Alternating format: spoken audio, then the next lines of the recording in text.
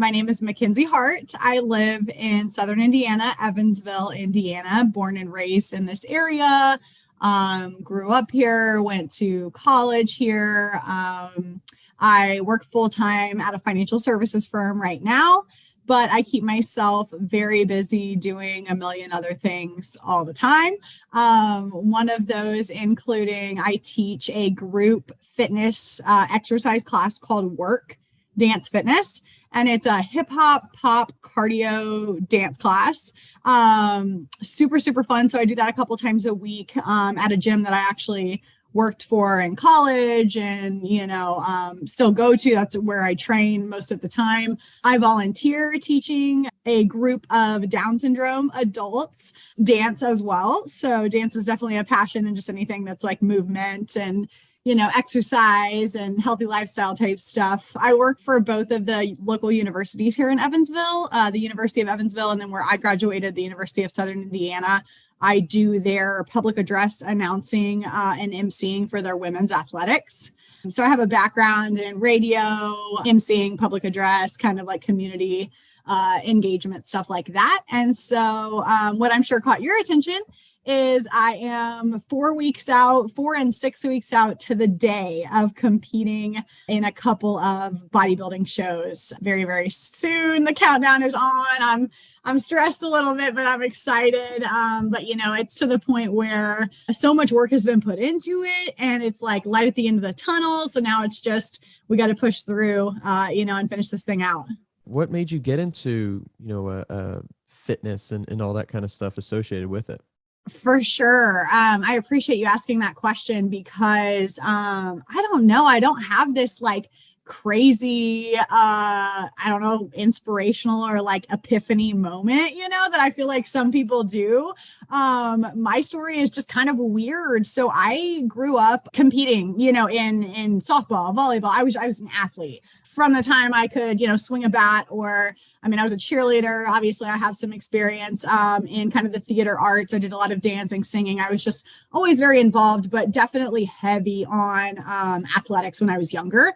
So I feel like I just was always had that athletic build. I was a little bit of a bigger girl. I was always kind of bigger than everybody else. And it wasn't a bad thing or anything because, when you're little, you don't think about that kind of stuff. And I knew I was really strong, and I was usually one of the best players on the team. So I just thought I was super cool. But, you get older as a female, as a woman. I know everybody goes through this, but, those like middle school, high school years, and you're like, okay, so I am bigger than everyone else. And maybe that's not a good thing anymore because, I don't feel comfortable in my own skin, or I'm insecure, whatever that looks like. So in high school, I played sports for the first couple of years. And then towards my later years, obviously you're focused on college and thinking about, kind of your next steps. And I thought that the kind of theater arts side of it was where I was going to go with it. So I kind of dropped most of my athletic type stuff.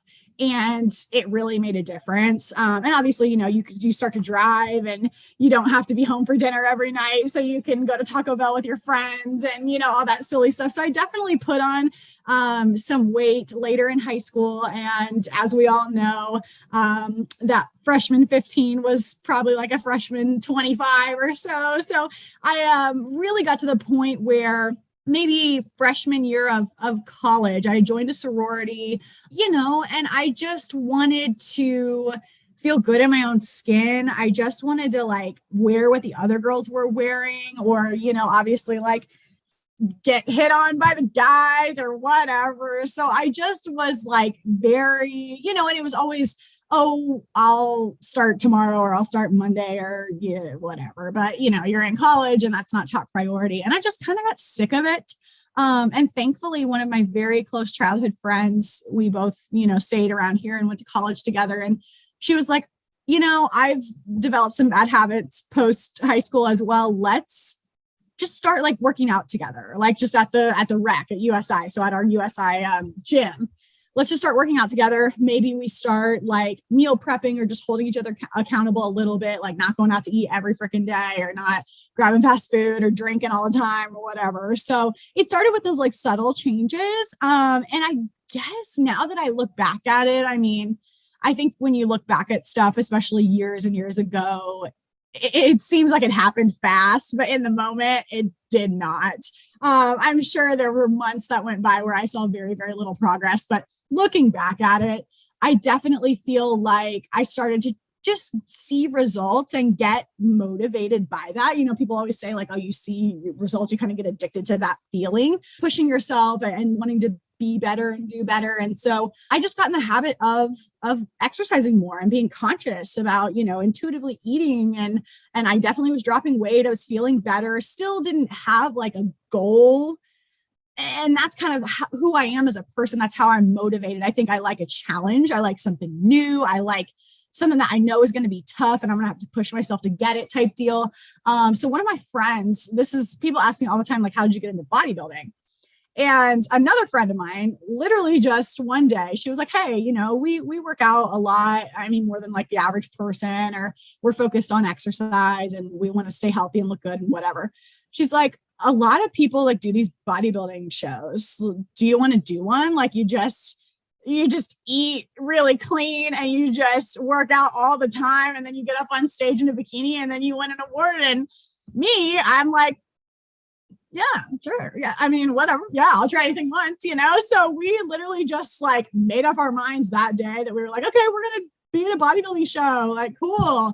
Not knowing anything. We were so naive. Like now I feel like I know so much more. I'm still not an expert. I never will claim to be, but we didn't know what we were doing.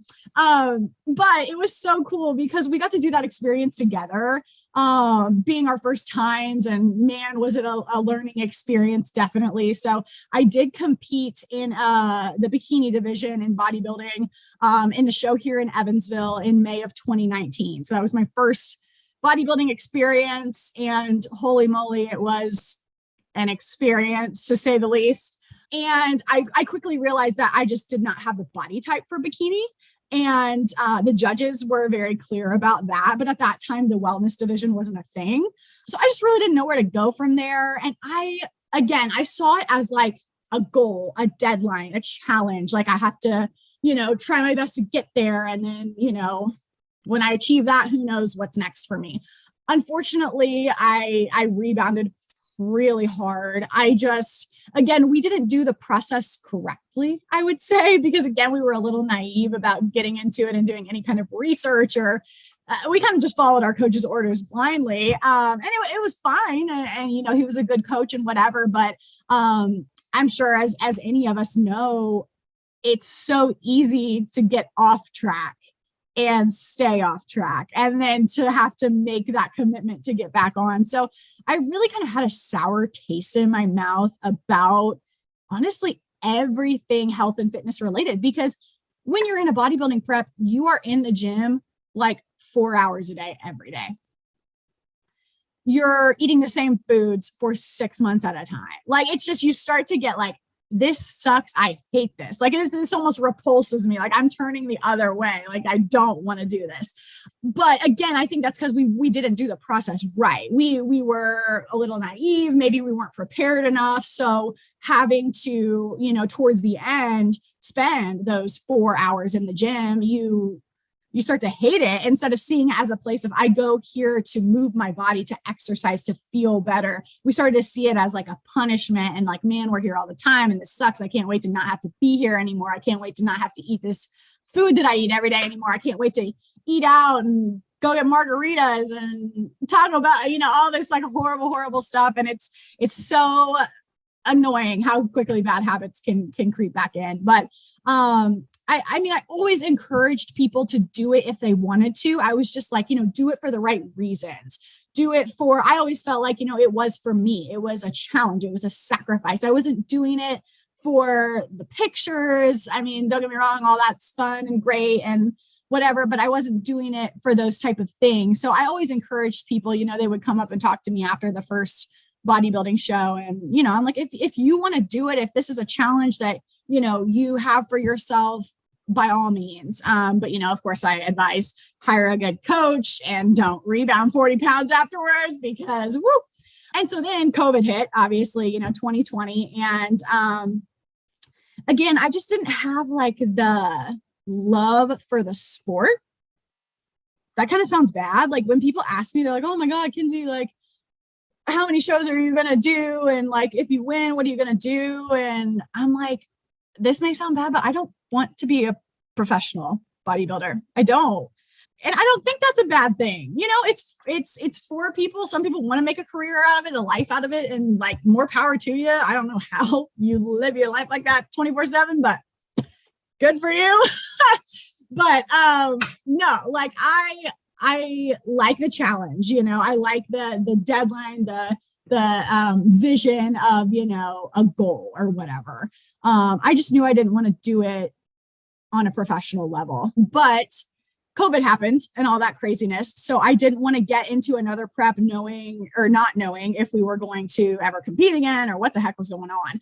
So like everybody, I tried the at-home workouts, and man, we all were just doing what we could during that time. It was weird. But when the world started to open up again, you know, I really just tried to get back in the gym and get more of just a regimen or a routine of some sort, because I was still kind of thrown off from, you know, finding that love for the gym and exercise and healthy eating and feeling good and, you know, that kind of thing. It was, I mean, I'm sure, you know, it's a mindset thing just as much as it is physical. Like, man, you get so in your own head. And again, these habits and these thoughts and self-doubt and all that craziness really can shift your perspective. But I knew that I wanted to compete one more time because I am a ridiculously competitive person. And I didn't win my last show because Lord knows I should never have been put in the bikini division. I don't know who saw my lower body and was like, oh yeah, she should be. No, I did not have a chance. So I was like, you know what? I'm going to do it one more time. I'm smarter. I've learned from my past mistakes. I'm going to hire a different coach. I'm going to hire a local coach that I know, trust, can have open communication with. I'm gonna, you know, obviously I was 21 when I did my last prep. And I just turned 24 earlier this year. So it's like, I felt like I'm at a better place in life. Financially, I'm just a little bit wiser. I'm still not, again, an expert in anything, have a lot to learn, but I was like, you know what, I'm going to do it one more time. I'm going to do the process right. I'm going to be in a division that I really have a chance to win. Again, I'm going to hire a good coach. I'm going to have a good support system behind me, and I'm just going to give it everything I've got. And that's my goal. You know, I've got these 2 shows, like I said, 4 and 6 weeks out right now. And I feel good. I've really never looked better, felt better in my life. I have the best support system, the best coach. Don't get me wrong. It is not all rainbows and butterflies. I am struggling right now. And with Easter tomorrow, I'm like, don't show me the Reese's cups. Don't do it. But again, like I said earlier, at this point, it's light at the end of the tunnel. I'm ready. I've given it everything I've got. I've got a little more gas in the tank. So I'm ready to finish this. Like I said, I don't feel like I'll have the desire to compete anymore. Who knows? Maybe I bring home, you know, some hardware and I'm like, you know what? I changed my mind. But for right now, it is, let's see this thing through. Let's do these 2 shows. And obviously I want to make myself proud, and all my family, my friends, my coach, my support system, make them proud. So that's you know, the competitive nature, I think, is such a powerful thing.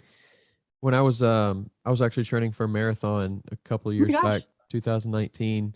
And it was kind of the same thing for me. Like, I just want to have that goal, like, because like I could see, you know, I knew what I could do at the end if I just put the work into it. Yeah. And, you know, once that day came, I was glad I did it. And I had the same thought. I was like, well, I'm really kind of not interested in making this more than what I just did. Right. And time went by, and it's kind of the same thing though. Like, I, you know, keep getting pulled back into like, what can I do for competition? And, you know, that same thing, like, even though they're completely almost opposite, you know, physical challenges in a way, they're very similar, because it's so much, you know, you have to be in the gym for so long or out running for so long. You have to really focus on your body and mentally. Yeah. It's such a challenge as well. But if not bodybuilding, is there another competitive thing that you can see on the horizon for yourself? Oh my gosh. So like I kind of mentioned earlier, with all the things that I'm involved with, people do ask me that all the time. Like, just sounds silly, but why? Like, why so many things? Why kind of stretch yourself so thin? And I think it's just how I'm wired. I know that's like so cliche, but I truly feel like my DNA, my personality, I'm just a go-getter. I don't like complacency and being comfortable. I like to push the limits. I like to push myself, whatever that looks like. I think I'll always have a passion for fitness, for healthy living, and for pushing my body, you know, like really bodybuilding and the things that you're training for, and, you know, anything where really it's so physical. Like, it is, I feel like, the hardest thing you put your body through, right? But it's like, I think I'll always have a passion for those things and incorporate them in my daily life. But I almost see myself taking on a challenge or a goal in a different part of my life. And maybe it still has to do with fitness or bodybuilding, because I love teaching the classes that I do. And I've always thought about getting certified as a personal trainer. I just love people. That's what I've realized as I'm a young professional kind of navigating the workforce. What lights my fire? Like, what do I want to wake up and do every single day? I've, been in sales. Right now I'm the director of recruitment at our financial services firm. So, but what I've narrowed down is like, it's people. That's my favorite thing. There's pros and cons to every job. We all don't love 100% of everything we do at our job. But if you can find the things that you like, and then that's what I'm really trying to do, is like narrow in and find, my path or my calling or whatever that looks like. And it always comes back down to people, because that's how I thrive. That's, and I think it goes back to being in theater, being in radio, being, on the baseball field here in Evansville and playing games with the kids and emceeing. It's always like I'm around people, I'm communicating, building relationships. That's just where I feel like I thrive. And, I could see that in fitness and bodybuilding or just health and nutrition. That's what I studied in school. I had a nutrition minor as well. So I want to help people. I want to use my love and passion and what knowledge I've gained so far in healthy living and exercise, and obviously increase my knowledge. So I think I'll still obviously stay in the gym, still teach my classes, still, intuitively eat and try to, share that, because people are always, especially when you post, this big transformation, you get blown up with what did you do? What's the magic pill? And and you want to be like 6 months of hard work. That's the magic pill, but who knows? Maybe it's my career. Maybe it's, volunteering. Maybe it's focusing more on my family and friend relationships and things like that. I mean, there's just always something new on the horizon for me. Again, I'm not going to sit down and watch Netflix all day. I can't do it. I'm crazy, I guess. I've got to have something, that I've got my eyes on the prize and I'm working towards. So I guess we'll see. I think I'm almost the same way, and to a degree, it's like I just constantly want to be like creating, whether it be, with the podcast or with my own health and fitness or helping somebody else with theirs or whatever it is. It's like, it's an opportunity to like leave a lasting mark, and being a part of something, I think too, is so powerful.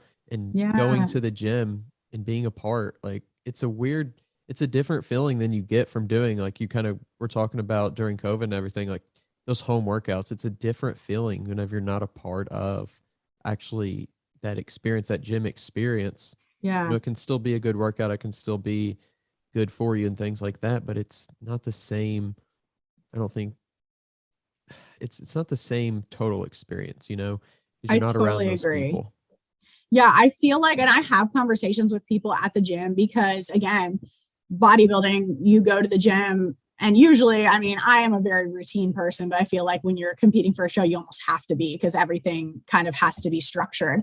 I mean, I go to the gym basically the same time every day, and, you know, you see the same people because everybody else kind of likes their routines too. Of course, there's some days that it's a little flip flopped, but you have that sense of community. You really do. And I have those conversations with people, and it is amazing how far just giving somebody a little bit of encouragement goes. It really is, because we all start somewhere, right? Like, I remember when I first got into the gym and I hated the way I looked. I wore like the baggy clothes. I didn't want attention drawn to me. I didn't want to talk to anybody. I wanted to get in and get out. I just wanted to like do whatever, you know, influencer I saw doing some workout. I wanted to do what she was doing because I wasn't comfortable going in there and loading up a squat rack or something like that. It's amazing how far communication and just building those relationships can go, because you can do that in any aspect of your life. But, you know, if for people like us who are passionate about healthy living and fitness, and, you know, everybody starts somewhere. And so whether it's, you know, me, who I could say at this point in my life, I've been dedicated to fitness for 5 years. There's somebody in there that has been doing it for 25. So it's like, you know, I have just as much respect for them as they probably do for me, as somebody that's stepping in on day one.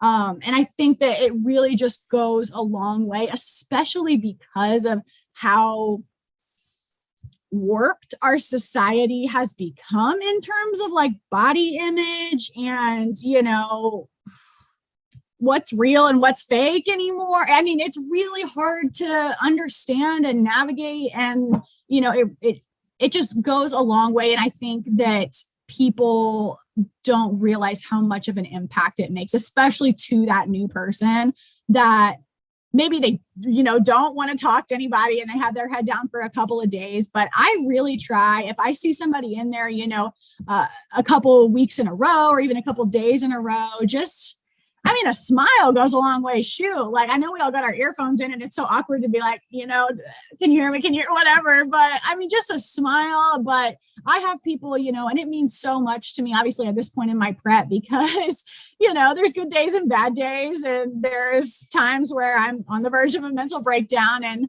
I have, you know, people come up to me and just, Kenzie, you look amazing, or like, what a transformation, or I can't believe, you know, how far out are you? And just to know that people care and they're invested and they really, you know, want to see me succeed, it goes a long way. Yeah. I remember when I first started, it was during college, during the first part of college. It was kind of that first opportunity I had to like really get into the gym, and it was so just like foreign, you know. Yeah. I always had an interest in it, and I had some weights in my bedroom and stuff like that, but I never really got to the gym, so I wasn't sure about a lot of it. And this guy came up to me and was like, showed me a few things. And, you know, I didn't know who he was. He didn't know who I was. And it just like stuck with me. And I was like, wow, that was really cool. I think it's one of the hardest things though. People don't, you kind of said like, what's the secret pill? And it's 6 months. I think most people, it's like really, they think that there is that secret, you know, that they just don't know, that they have to just keep searching, you know, searching Google for, asking more people, you know, how they did it instead of just getting started. And, you know, you mentioned that looking back, it seemed like maybe it was so fast, but it wasn't. Yeah. I mean, what do you think really was what was the switch? What was the difference? Why did it finally become just like, okay, this is it, and we're going to stick with it kind of thing? Yeah, no, that's a great question. And I have a couple of thoughts that just popped into my head while you were speaking. But first, I think it's our responsibility as people who have a passion for, are driven, you know, in our fitness related goals or healthy living related goals, to educate people, like very obviously nicely and in a compassionate way, because again, everybody starts somewhere. Because I was the girl that was like biting at the people that would message me on Facebook and Instagram and say, oh, this detox tea, oh, this wrap. Like, I probably spent a stupid amount of money on that kind of stuff. Because again, when you're first starting, you're so uncomfortable that you're like, I just want to see results as quickly as possible. I don't care about doing it the right way. I literally remember saying that to myself. Like, I don't care about doing it the right way. I just want to like whatever I have to do to get it as quickly as possible because I'm so just distraught with how I look and how I feel. And that was when I was in college. And I mean, how unhealthy. I didn't know that. And like, what a toxic thought process. But again, I was at the very beginning, I was clueless. I didn't want to put in the time to do the research and to understand why. And that's where, you know, everybody's got to make a living, and I'll never try to like dog people that sell that kind of stuff, but that's who they prey on. You know, that's the people that aren't educated, that don't understand, that just want to make progress, but don't know how. So I really think that, you know, when you were kind of talking about that, like everybody starts somewhere, that was me. I was buying all the stuff. I was wasting the money. I was trying to figure out how to do it as quickly as possible instead of doing it the right way. And I think that kind of leads me to your real question, which was, you know, what was the thought process or what was the switch? And saying that I've been devoted to fitness for 5 years is kind of crazy to me because like that seems so short, but that seems so long. Again, it's weird to think like timeline, but when I first started, it is a slow moving machine. Like it is like the gears, because man, some of us have to fight against our genetics. And I'm still having to do that. Like I do not have good genetics. Both of my family, you know, on both sides there's some, you know, disease, and there's some, you know, everybody's got that kind of thing. I didn't come from a family of like track stars or anything like that. So even today, you know, some of the people on my team or like here in my community that I know that bodybuild, I almost envy them sometimes because I'm like, their freaking metabolism and their genetics, and they were just, you know, and I don't need to be thinking like that. But we all, you know, start at a different place, and we all need to be educated on, you know, how to do the process right. Because if I could be an advocate for that more than anything else is, and I talk to my family about this because I want to educate them. You know, again, they all ask me, and I'm telling you, when you post this big transformation, they're like, well, who's your coach? Somebody's training you, right? Like, who's your coach? Like, if I just work with your coach, I'll probably look like you. I love my coach. My coach is awesome, and he's so smart, and he's the brains behind the operation. I just do what he says. But also I want to be like, I put in the work. My coach tells me what to do, but I do it, you know? And I execute day in and day out, whether that's diet, whether that's meal timing, whether that's sleep, whether that's vitamins, whether that's cardio, whether that's, you know, it's a lot goes into it. But I really think that, yeah, if I could advocate for something, it is, and it's so cliche because I hated people saying, trust the process. I was like, just shut up and give me the detox tea. Just shut up and give me the magic pill that's going to make me lose 10 pounds before summer, you know, that kind of stuff. But really, now that I look back on it, and if I could just preach it to people, because I've felt that heartache, I've felt that like it's not working, I'm not seeing results. Like I said at the very beginning, I mean, you are doing anything you can just to get kind of a routine in place, and every day maybe just do something a little bit better. But that's where you start. I mean, you have to, and you're gonna make mistakes. You're gonna give up and say screw it and binge like crazy one weekend. I've done that a million times. You're going to give up and say, okay, yeah, I am going to reach back out to that girl and make those freaking meal replacement shakes. And you're going to do that, you know, but you've got to learn from those mistakes. And you really, I think it was these 5 years in fitness. It was my last bodybuilding show, learning from the mistakes, learning from where can I improve? Where can I, you know, I mean, in bodybuilding, where can I make this easier on myself? Like, shoot, this is hard enough. Like, let me think about this and prepare myself and make the process easier. But just for people that are living a healthy lifestyle, nothing I think it's just nothing worth having comes easy or quickly.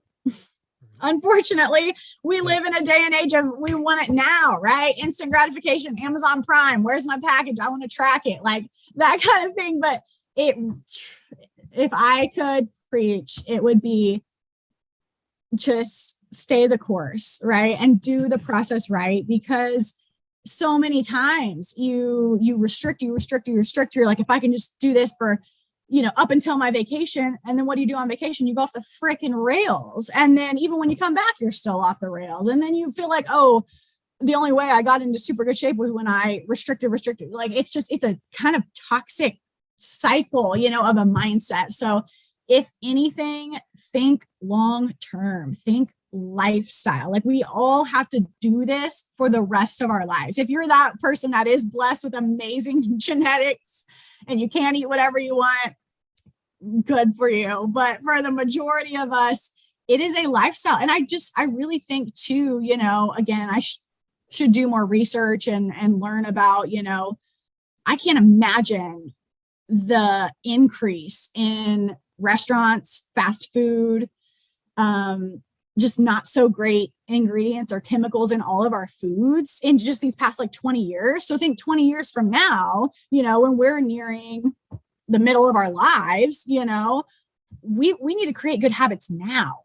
We need to think about a healthy lifestyle now, because eating like crap and not exercising and doing these quick fix type things, or this cycle of binge, restrict, repeat, which I did forever, that is not going to put us at a good place when we are 45, 50, 55 years old. And now it's a medical concern. Now it's like life or death. We've got to make these decisions. So I just long-term lifestyle. Yeah. And we can kind of get a peek of that now with, with COVID, because you see who's getting the most affected by it. And it's that population who isn't, unfortunately on the path of health and fitness. Yep. Totally. I mean, when it comes to your prep though, what do you think the biggest change? Like you said, you just were absolutely not doing things the best way the first time around. What do you think specifically the biggest changes you've been making over this prep has been? Yeah. So the first thing that comes to mind, and kind of I feel like this is just the umbrella, thought for me, this prep is my mindset about it. My mindset about the prep, the shows, and after prep.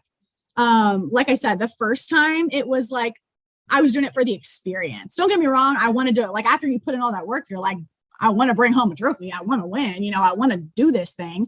But I was doing it for the experience. I was doing it to say I did it. I was doing it to support my friend, to take the pictures, to be able to tell people about it afterwards and just say, oh yeah, that's one thing I did, and I love being able to do experiences that I can then use to help other people. Right. So if other people are thinking about that, like I said, people come up to me all the time and they're like, I wish I could do that. And I'm like, you absolutely can, but do it if you want to, type thing. The last one, like I said, doing it as an experience, I saw the shows as a deadline, almost like you have an assignment due. If I can just get to that point, if I can just get there. And that's the way I look at it. And it's hard not to now. I really have to stop myself, because I will get that way, because bodybuilding, the way that it works is you literally are counting down. You have to be aware of where you're at in the process. You have to be aware of the timeline. I mean, we literally say, I'm 4 and 6 weeks out. I'm 28 days out today. It starts to sound obsessive, because you're like, I know the exact day and time, until I'm going to be on stage. And you need to know those things. You need to be conscious and aware. But I'm really trying to change my entire mindset about, it's not a deadline. It's a date. It's going to happen on that day. After it happens, then what? I want to see past it. I want to get to those dates. I want to look my absolute best, know that I have given everything I have. And on that stage, all of it's worth it. I want to take the pictures. I want to celebrate. And then I want to move forward. And I think having that mindset from the very beginning, to talk more specifically, I hired a coach that I trust and respect and think that genuinely he knows as bad as I want to win, that's as bad as I want to reverse diet and maintain a healthy physique afterwards. Because like I said, the first time around, I gained 40 freaking pounds back in like probably 6 weeks. So I think I prepped for 6 months to lose 40 pounds. And then 6 weeks later, I gained it all back. And talk about body dysmorphia, body image, self-doubt, disgusted with myself, hated the gym, ate out all the time. Like, and then you just think, oh my gosh, it's like it never happened, right? Like, it's like, yeah, I have the pictures, but like I have nothing to show for it. And it's almost embarrassing. Like I've never really told anybody that and been like vulnerable, but it's almost embarrassing, right? Because like you get to such a physique that people are like, how did you do it? Oh my gosh, I can't believe it. What a transformation. Then you lose it. It's just, I really did feel embarrassed about that. And like I said, I think that goes back to your question of like, where did, the switch flip? And I think you have to go through those experiences just as much to realize, this is for me as this is not for me. And again, like realize, okay, I did this part right, but I did this part wrong and I need to learn from it. So that's really where I've tried to shift my mindset in this prep is, yes, we're counting down. It is a date, but it's not a deadline and then it's over. Like, it's not like everything I've done, learned, prepared, worked for, like, I don't want it to be erased again, or feel any of those negative kind of shameful feelings. I want to know that I achieved that. I did that. It was awesome. I had a great experience this time. I've got some pictures and hopefully some hardware to prove it. But now let's think about, again, what does my life look like long term from here? Yeah. And I think it's whether you've jumped into fitness and got out and never went back, or whether you're 25-year vet, I think most people don't understand that both of those people and everybody in between think a lot about what you just said of, this is like something I have to do. Every single day you have to put in, pay your dues. Yeah. Pay your dues to keep what you have and to keep getting better. Yeah. And it's almost like psychologically this battle, and it's almost bizarre at the same time to think, why is it a battle to be healthy? Why is it, what makes it a battle? Why should it be a battle to be healthy and to be in good shape, and forget, bodybuilding or competing in anything, but simply just being a healthy human? Like, at what point did that become psychologically challenging? That is just, I think, such a weird place to be at for our culture. I totally agree. And that's why I think I have kind of changed the way I think about that kind of stuff, because I always was angry and like envious and jealous of people because I have like best friends of mine that are so small, and I've always been small their entire life. They're like the perfect little petite girl that, just no matter what she wears, no matter what, like she's just, I'm like, oh, there's no way she's self-conscious in a bikini. There's no way she would, second guess wearing this or that or whatever. And one, I realized that that's not true, because my friends come up to me or we're all getting ready to go somewhere and she's complaining about the way she looks. And I sit there and I'm like, you have no idea how happy I would be to look like you. It's crazy that we compare ourselves, and it takes so long, I think, for that thought process to even become aware that you're doing it, or that it's so harmful and negative to just who you are as a person. And I still struggle with it. Like I said, I feel like I've gained a lot of knowledge, but I still have a long way to go too. Like I think that's what is so cool, but so sucky about life is that it's consistent change and consistent work. And in anything, right? Like, we're not all millionaires, and we're not all my friends who are so small and probably will be for the rest of their lives. For the majority of us, and even those people, again, have self-doubt and have insecurities and all that kind of stuff. It truly is never ending. And that sounds like in a negative connotation, but I think it goes back to the very beginning, what we were talking about, being wired to just want better, to want to be better, to do better, to try harder, even if it is that 1% every single day. And again, I think for someone that's just starting, 1% every single day is progress.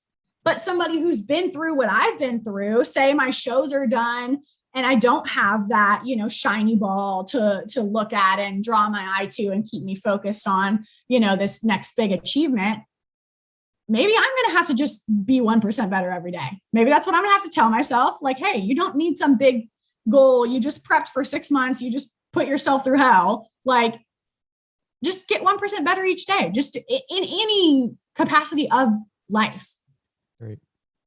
And that's so cool because, again, we can do it in fitness, we can do it in health, and hopefully we do, because it is kind of scary to think, about what life's going to look like in 20 years. Like, it's exciting, but again, it's scary just with everything that's out there, with the chemicals and the bad ingredients and everything so convenient. And, we really are going to have to be mindful, everyone, about what we put in our bodies and exercising. I mean, they've been preaching it for years and years and years. And I think now people are finally being like, okay, yeah, they were right.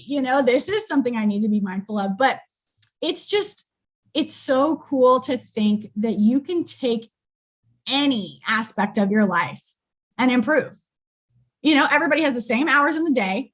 Everybody has, equal opportunity to push themselves to be better. So find what that is that lights your fire, or find, what part of your life that you want to improve and do it. I feel like we've almost switched to be like, well, if I can't be as good as this person, then it's not even worth like improving myself. I think we have so much envy of the people around us, where, maybe social media has something to do with that. But if it's like, okay, yeah, I'm not a millionaire, I'm not a billionaire, I'm not Elon Musk, so there's no point of even getting a job because I'll never be. It's like, well, yeah, you might not ever be Elon Musk, but you could improve, like we were saying, improve 1%. And, you could be the best version of yourself. I think we have lost that aspect. People don't want to be the best version of themselves. They want to be the better than the next person. Yeah, they want to just be the best. Yeah. No, that's a great point. And I love that phrase. I remember telling myself that when I was younger, like, I just want to be the best version of myself.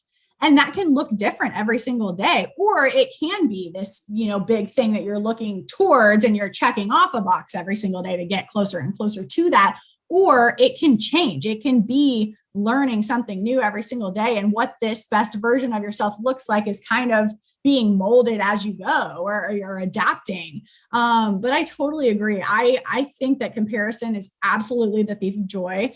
And what is kind of crazy about relating back to bodybuilding,